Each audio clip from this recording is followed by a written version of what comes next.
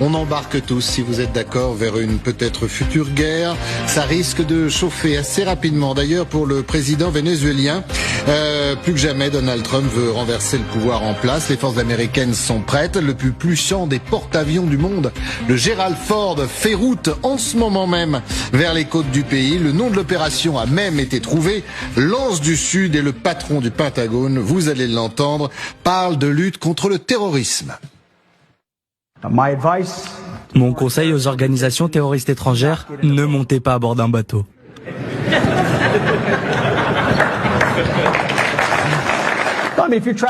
Si vous faites du trafic de drogue pour empoisonner le peuple américain et que nous savons que vous appartenez à une organisation terroriste désignée, que vous êtes un terroriste étranger et un trafiquant, nous vous trouverons et nous vous tuerons.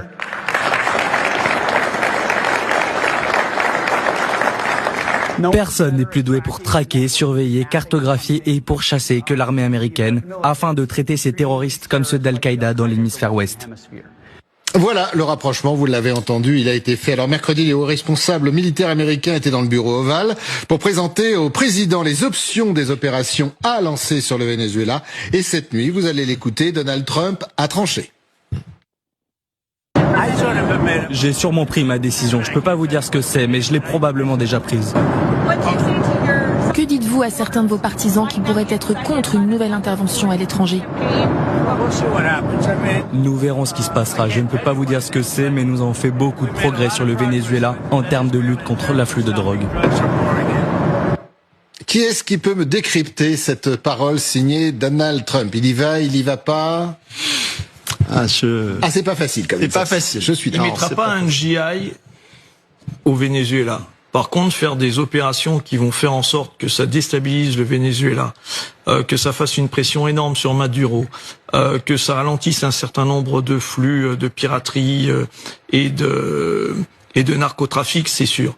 Mais qu'il envoie les GI à pied rentrer au Venezuela, je pense que c'est ça où est la limite. Et faire tomber Maduro, parce que Trump a parlé de la CIA, des opérations validées.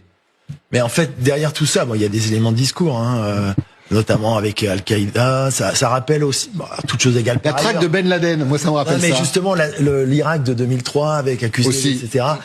En réalité, c'est pas qu'un problème de drogue. Derrière tout ça, il y a aussi la question de l'Iran. De la Russie et de la Chine. Et de la Russie et de la Chine, mais de l'Iran, puisque il y a une connexion effectivement iranienne au Venezuela depuis un certain. Il y a des livraisons de drones par les gardiens de la révolution au gouvernement justement de Maduro, de Caracas. Et comme il y a effectivement au niveau global la volonté